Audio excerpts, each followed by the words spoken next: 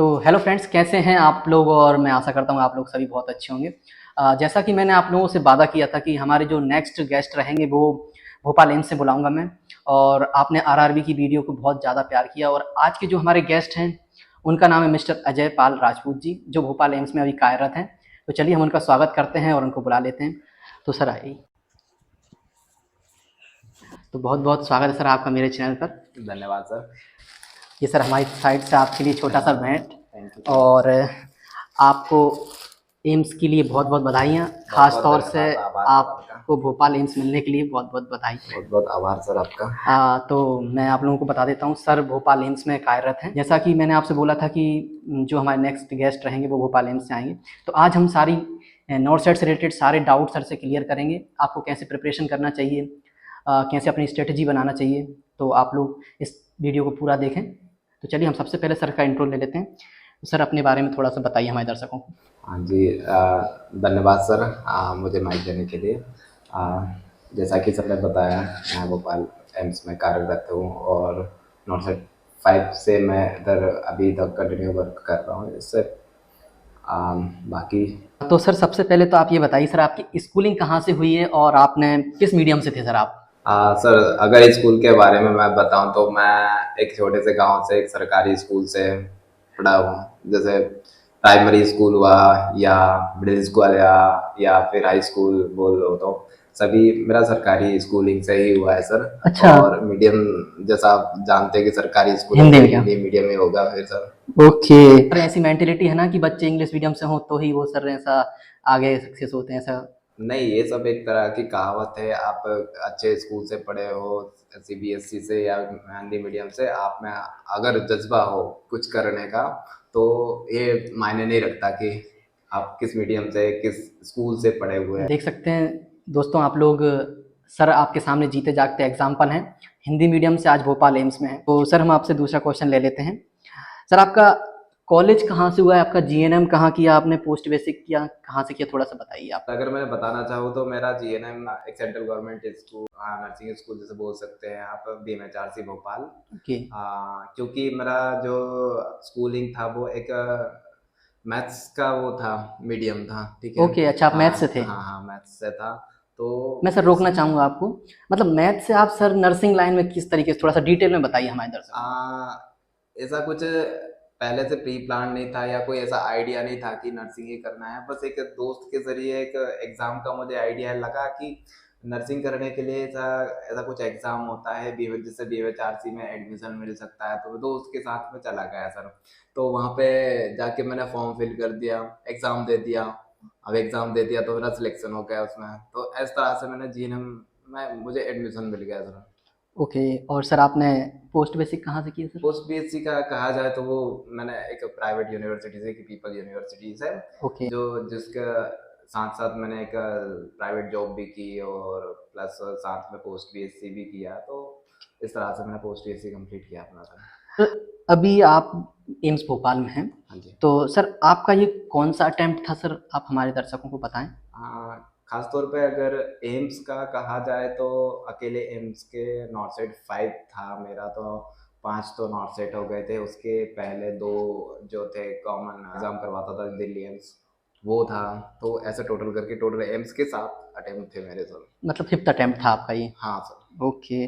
और sir Bhopal AIIMS मिलने के लिए सर मतलब आपको कितने मार्क्स मिनिमम, या आपकी क्या रैंक थी सर, अगर आप बताना चाहें तो अपने दर्शकों ऐसा तो कोई डिपेंड नहीं करता कि आप इतने मार्क्स ले आओगे और इतनी रैंक लेके आ जाओगे तो आपको पर्टिकुलर भोपाल एम्स मिल जाएगा। को। तो ओके। फर्स्टली अगर कहा जाए तो ये आपकी रैंक पे डिपेंड करता है कि आप कितनी रैंक लेके आ रहे हो। ओके। प्लस उसके साथ में आपके एम्स भोपाल में सीट है भी या नहीं है। जैसे पिछले नॉर्थ साइड 6 और अभी 7 से देख रहे हैं हम कि सीट ही नहीं दे रहा है भोपाल एम्स। तो अब अच्छा। सीट ही नहीं है तो अब रैंक ला के भोपाल एम्स कैसे ले लोगे। तो वो भी एक बहुत बड़ा मुद्दा है।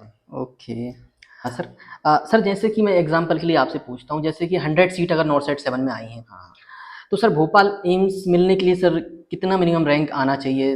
वो तो मैं सही मायने में अगर बताऊं तो आपकी कैटेगरी भी एक तरह से डिपेंड करती है। ओके। अगर आप जनरल कैटेगरी से हैं, मेल है या फीमेल है, तो दोनों के लिए अंडर 500 तो आपको आना ही पड़ेगा एनी ओके। अगर आपको पसंदीदा है भोपाल अगर चाहिए तो, क्योंकि आजकल काफी तो सर नेक्स्ट क्वेश्चन पे चलते हैं सर अपन। सर आपने सर सीएचओ में थे आप सर, सुना है, और हाँ। सीएचओ आपने रिजाइन मार दिया था सर, तो उसके बारे में बताएं। और सर साथ ही में ये भी बताएं कि सर आपके इससे पहले कहाँ कहाँ सिलेक्शन हुआ है सर आपका।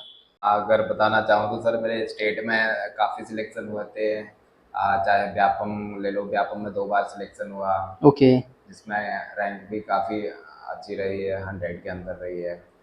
और एक मेडिकल कॉलेज का सिलेक्शन हुआ था जिसमें 300 ओनली 3 रैंक थी मेरी, थर्ड रीवा रैंक थी। मेडिकल कॉलेज में। हाँ जी। Okay okay. और सीएचओ में भी मेरी 100 रैंक थी जिसको मैंने ज्वाइन करके रखा था, लेकिन एक सर जो थोड़ा सा डिटेल में बताइए सीएचओ छोड़ने का क्या रीजन रहा, और मतलब हाँ क्यों छोड़ा सर, थोड़ा सा। सीएचओ छोड़ने का खास अगर कोई रीज़न बताऊं सर तो वो सिर्फ नॉलेज था। आपके अंदर एक बार जज्बा है, कोई ठान लिया आपने कि नहीं यही करना है, तो मेरा सेम सेम वही चीज़ मेरे साथ थी कि मैं अंदर अपने दिमाग में बैठा के बैठा था कि मुझे जॉब करनी है तो सिर्फ एमसू में करनी है। तो ज्वाइन कर लिया, तो पढ़ाई नहीं हो रही, पढ़ाई बीच में रुक गई और बहुत सारी चीज़ें परेशानियां बीच में आ जा रही, तो मैंने इसलिए फिर उसको रिज़ाइन कर दिया था सर। सीएचओ में डिस्टरबेंस ज़्यादा हो रहा था, आपकी हाँ पढ़ाई जी मतलब सर। हाँ रेगुलरिटी नहीं जी। बन पा रही थी हाँ सर जी। आपकी। सर हमारे दर्शकों को बताइए सर, आपकी एम्स में सर अभी प्रेजेंट में आपकी सैलरी क्या है, और सैलरी पैकेज क्या रहता है, मतलब स्टार्टिंग जो सैलरी रहती है वो थोड़ा सा, अगर आपको इशू ना हो तो आप थोड़ा अप्रॉक्स बता दीजिए सर, क्योंकि दोस्तों हमारा सैलरी बताने का मकसद ये रहता है कि जो नर्सिंग स्टूडेंट हैं, जो एस्पिरेंट है नर्सिंग के, उनको एटलीस्ट सैलरी का पता होना चाहिए जब उनके अंदर जोश आएगा, क्योंकि एक सैलरी एक हमारा मेन मुद्दा होता है। हम सेवा तो भाव रखते हैं, लेकिन एक सैलरी जो कि हमारी परिवार को लेकर चलते हैं, हम उसी से हमारा सब कुछ होता है, तो सैलरी बताने का हमारा यही रीज़न है कि आप लोगों को पता लगे, क्योंकि मुझे ऐसा लगता है सर कि 90% स्टूडेंट जो प्राइवेट में जॉब करते हैं उनको आइडिया नहीं रहता है सर सैलरी का, कि हाँ सैलरी 1 लाख प्लस होती है, 90,000 प्लस होती है। वो तो 10,000 12,000 में प्राइवेट में बहुत से बच्चे जॉब करते हैं, इसलिए हमारा सैलरी बताने का मकसद ये रहता है। तो सर आप थोड़ा सा अप्रोक्स बता दें सर। अप्रोक्सीमेटली अगर ग्रॉस सैलरी या नेट सैलरी की अगर मैं बात करूँ तो ग्रॉस सैलरी आपकी 1 लाख के लगभग होती है। आ, जिसमें से काफ़ी चीज़ें आपका, जैसे EHS हुआ या आपका NPS हुआ, इन सबको काटने के बाद में आपका जो नेट सैलरी जो बनती है वो 75 से 80,000 के बीच लगभग सभी एम्स की सेम ही बनती है। ओके। हाँ सर। मतलब ऐसा कुछ नहीं है सर कि दिल्ली एम्स की ज़्यादा होगी या भोपाल एम्स, ऐसा कुछ रहता है क्या। हाँ हाँ, कुछ कुछ एम्स में जैसे सिटी का जो मेजर सिटी मेट्रो सिटी होती है उन पे डिपेंड करता है कि दिल्ली एम्स में या भोपाल एम्स में आपको 1-2 हज़ार 4 हज़ार इतना लगभग फर्क आपको मिल जाएगा। हाँ सर। ओके। सर आप जब तैयारी कर रहे थे नॉर्थ सेट की, हाँ तो सर उस टाइम पे सर आपकी डेली रूटीन, आपका स्ट्रेटेजी, आपका टाइम टेबल क्या होता था सर, थोड़ा सा आप डिटेल में बताएं सर। सर, डेली रूटीन या स्ट्रैटेजी की बात करूँ तो नॉर्थ सेट 4 एग्ज़ाम जो रहा है, जो मैंने दिया है जून में जो हुआ था लास्ट ईयर ओके 2023 में, जी। तो वो मेरे लिए एक बहुत बड़ा पिन पॉइंट था। चाहे आप बोल सकते हो कि बहुत बड़ा मोटिवेशन था, जिसके ज़रिए टर्निंग पॉइंट बोल सकते हैं। हाँ टर्निंग पॉइंट टाइप टर्निंग का पॉइंट। बोल सकते हो। तब तक मेरी एक रडार पे था एक तरह से कि तैयारी कर भी लेते थे, बीच में पढ़ाई भी छोड़ दी, टाइम पास करने निकल रहे, खेलने कूदने निकल गए या फिर इधर उधर दोस्तों के साथ घूमने निकल रहे। लेकिन जब उस एग्ज़ाम में बैठा, जो एग्ज़ाम उस लेवल का एग्ज़ाम था कि आ, उस एग्ज़ाम को देने की तुरंत बाद मैंने ठान लिया था कि जो सितंबर में एग्ज़ाम होने वाला है अच्छा, आप नॉर्थ सिर्फ। सेट 4 की बात कर रहे हैं हाँ ना जी। जी।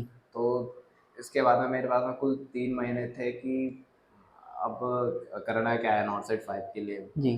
तो फिर तब मैं सब कुछ भूल चुका था कि क्या खाना होता है, क्या सोना होता है, ठीक है, और क्या बाकी सब लाइफ की डेली रूटीन्स, क्या परिवार, क्या दोस्ती, सब कुछ मैं उस टाइम में वो 3 महीने के लिए मैं भूल चुका था, क्योंकि इतना पिन पॉइंट कर दिया था मुझे नॉर्थ साइड 4 ने कि उसके बाद में मुझे किसी चीज़ का होश नहीं रहता था। चाहे कभी कभी मैं 18-18 20-20 घंटे भी पढ़ रहा हूँ, कुछ शरीर का कुछ होश नहीं, खाने पीने का कोई होश नहीं है सर। और या कहा जाए तो दोस्ती यारी सोशल मीडिया हाँ सबसे दूर। हाँ पूरी तरह से।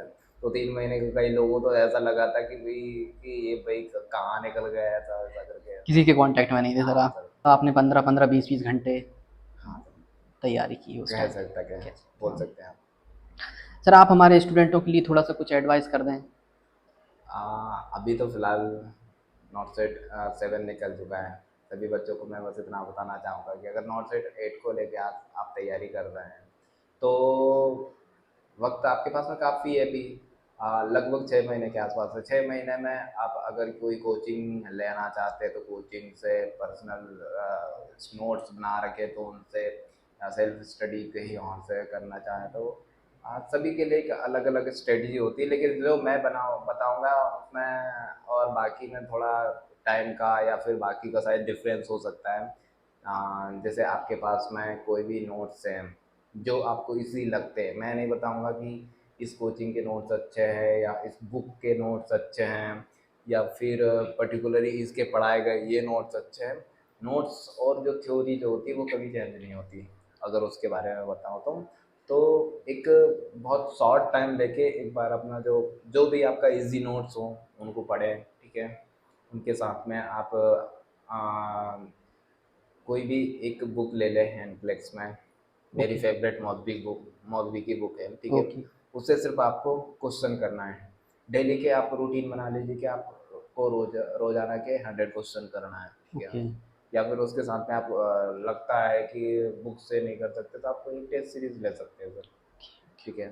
तो इस तरह से आपका रूटीन होना चाहिए कि 6 महीने में से 4 महीने में ये सब चीज़ें एक बार नोट्स आपके कवर कर लें, एक बार मौजवी की या जो भी आप एनफ्लेक्स की बुक पढ़ रहे हैं उसको एक बार पढ़ के ख़त्म कर लें।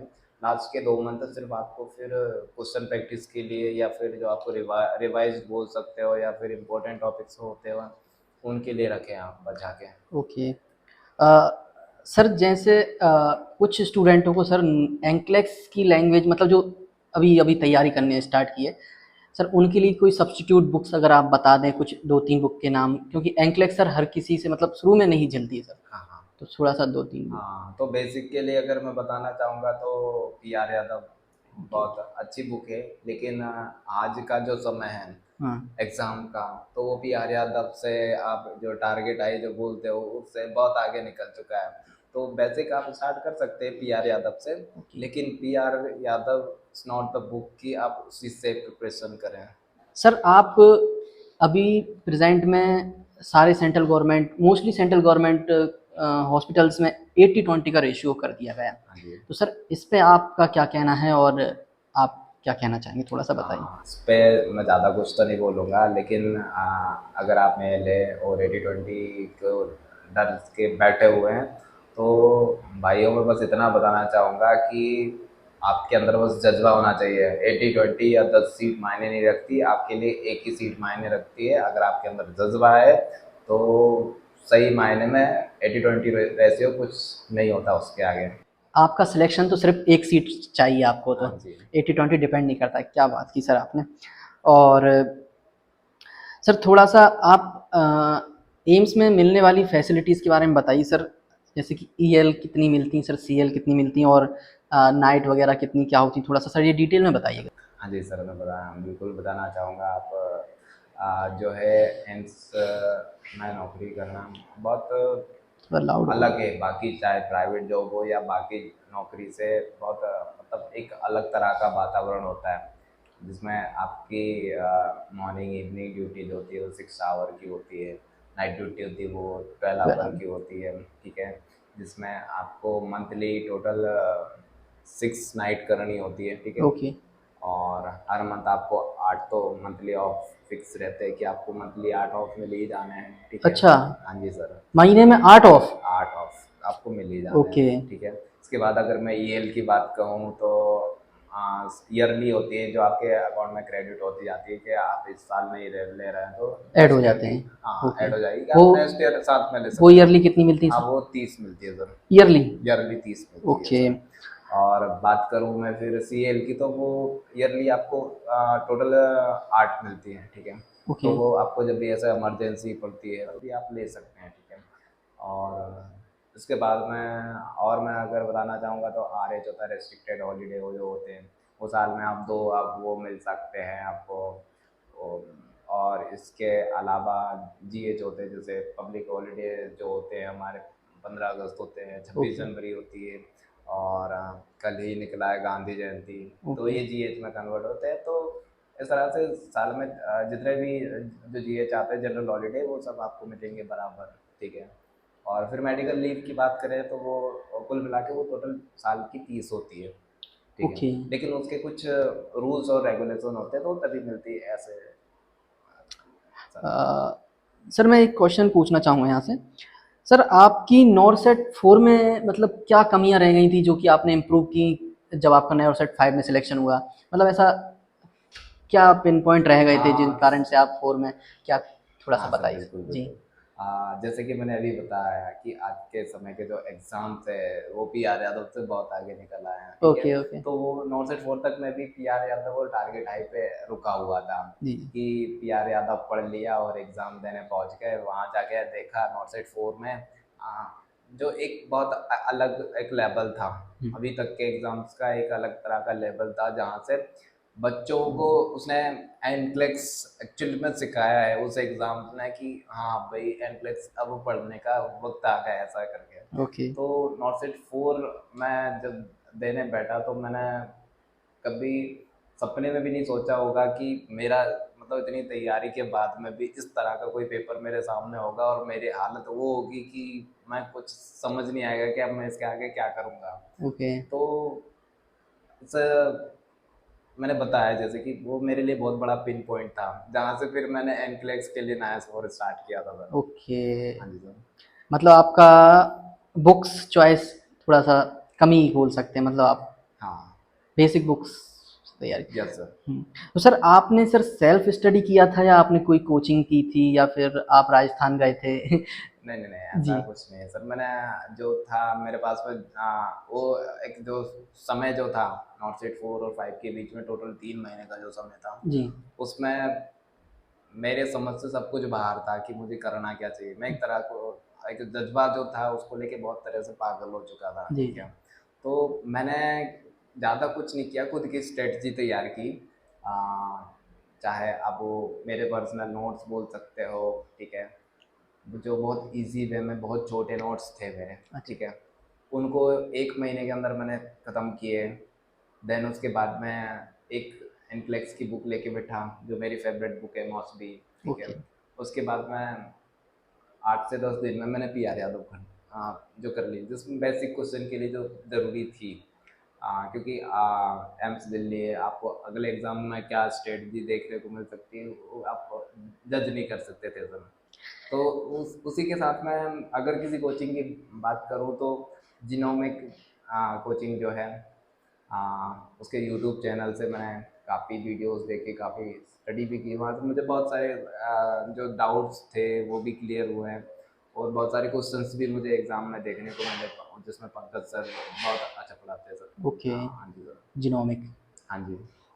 ये कहाँ है सर? राजस्थान? हाँ जी, राजस्थान में जयपुर में। ओके। तो सर आपके हिसाब से सर कोचिंग लेना कंपल्सरी है या विदाउट कोचिंग के भी बच्चे क्रैक कर सकते हैं सर एग्ज़ाम? नहीं, ऐसा कुछ ज़रूरी नहीं कि जो बच्चा कोचिंग करता है उसी का सिलेक्शन होता है। बस आपका एक तरीका जो पढ़ने का होता है, मटेरियल्स का सिलेक्शन जो होता है, वो मायने रखता है कि आप क्या पढ़ रहे हैं, कितना पढ़ रहे हैं, कितने हावर आप पढ़ रहे हैं। तो उस पे डिपेंड करता है सर। सर आज आप इस सक्सेस पे आ गए हैं सर भोपाल एम्स में। सर आप इस सक्सेस का क्रेडिट किसी को देना चाहेंगे सर आप?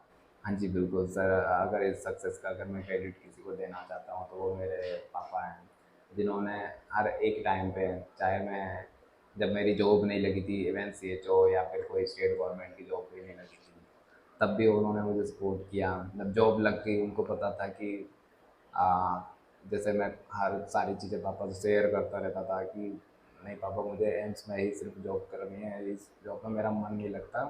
तो वो हमेशा बोलते थे बेटा, बोले कि अपना प्रयास हमेशा करना, साथ में अपनी नौकरी पे भी ध्यान देना, और कभी हार मत मानना। तो एक वो बहुत बड़ा जो जो हाथ था मेरे सर पे। पिताजी का? हाँ। तो वो बहुत बड़ा सपोर्ट था सर। कि दोस्तों, सक्सेस के पीछे किसी का हाथ होता है तो वो सिर्फ अपने माता पिता ही होते हैं, जैसा कि सर ने बताया। और सर की सक्सेस के पीछे ही पिताजी का हाथ है। सर, जब आपका नॉर्सेट 4 में क्वालिफाई नहीं हो पाया था सर, तो उस टाइम पे मतलब कैसा एटमॉस्फेयर था? आपके फ्रेंड सर्किल मतलब आपको सपोर्ट कर रहे थे या फिर डिमोटिवेट कर रहे थे? रहता है ना सर कि अरे नहीं, तो वो सर आपका कैसा रहा सर? थोड़ा फ्रेंड सर्किल के बारे में ही बताएं। फ्रेंड सर्कल का जैसे मैं बात करूँ तो जैसे कि मैं इससे पहले CHO की नौकरी कर रहा था, तो जब मैंने उसको छोड़ा, मैंने डिसाइड करके छोड़ा कि मुझे जो है एम्स में ही जाना है, वहीं नौकरी करना है, ठीक है। तो काफ़ी लोगों ने मुझे इसके लिए, काफ़ी दोस्त हैं मेरे, उन्होंने बोला कि नहीं ये नौकरी मत छोड़, शायद बहुत पछताएगा इस नौकरी को छोड़ने के बाद में। देन कुछ दोस्त ऐसे भी थे, कुछ गुरु भी थे जिन्होंने मुझे बोला कि शायद तुमने नौकरी छोड़ के तैयारी करना अगर सोचा है तो बहुत, शायद बहुत अच्छा डिसीजन हो सकता है ये आपका। ओके, मतलब हाँ। सभी टाइप के लोग मिले हाँ मुझे। जी, बराबर। सर, आपका पर्सनल क्या एडवाइस है? जैसे कोई अगर जॉब कर रहा है आजकल, प्राइवेट जॉब में भी रहते हैं बच्चे और कुछ संविदा जॉब में भी हैं, तो मतलब क्या कंटिन्यू पढ़ाई करना चाहिए या जॉब को थोड़ा सा स्टॉप? थोड़ा सा आप बताएं सर, क्योंकि सर हाँ सभी की फाइनेंशियल स्थिति सबकी एक सी नहीं होती सर। हाँ सर, बिल्कुल, ये जी। बहुत सवाल किया सर। अगर इस सवाल के बारे में मैं अगर आंसर दूँ तो आ, ये जैसे जैसे मेरा स्ट्रेटजी था कि जॉब छोड़ के तैयारी करने का। अगर दुनिया में सारे बच्चे जो प्राइवेट में कर रहे हैं, NHM में कर रहे हैं या संविदा में कर रहे हैं, तो वो सभी एक साथ में अगर नौकरी छोड़ के बैठ गए, ठीक है, हज़ारों लाखों बच्चे, सीट हमको 1,500 से 2,000 देखने को मिलती है। एक तो बच्चे बेरोज़गार हो जाएंगे। शायद कई लोगों का फाइनेंशियली स्टेटस उतना ज़्यादा अच्छा नहीं अच्छा। होगा कि वो जी। लंबे टाइम तक उसको झेल पाएँ। लेकिन बस इतना बोलना चाहूँगा कि अगर आप अपनी नौकरी में खुश हैं, चाहे वो प्राइवेट हो, चाहे वो NHM की हो, तो उससे अच्छा कुछ नहीं था। तो मतलब साथ साथ पढ़ाई करते रहें। हाँ, अगर आप करना चाहें साथ में भी, अगर आपसे हो रही है तो साथ में कर सकते हैं। कई बच्चे ऐसे होते हैं, मैंने एग्जाम्पल भी देखे हैं, जो दो दो तीन तीन साल से लगभग नौकरी छोड़ के तैयारी में लगे हुए हैं, अभी भी सिलेक्शन नहीं हो रहा है। अब दूसरी तरफ से फाइनेंशियली भी वो प्रॉब्लम परेशान। में। हाँ, जी। तो ऐसा इस तरह के कोई भी डिसीजन ना लें जिससे आप और आपके परिवार परेशान हो। सर, एक और क्वेश्चन था मेरा यहाँ पे, जैसे कि सर अभी नॉर्सेट 7 का प्री हुआ है और अब मेंस आने वाला है सर। जैसे कुछ बच्चों का सर नॉर्सेट प्री अभी निकला नहीं है, वो लोग सर निराश हो गए हैं सर, उस पर आपका क्या कहना रहेगा सर थोड़ा सा?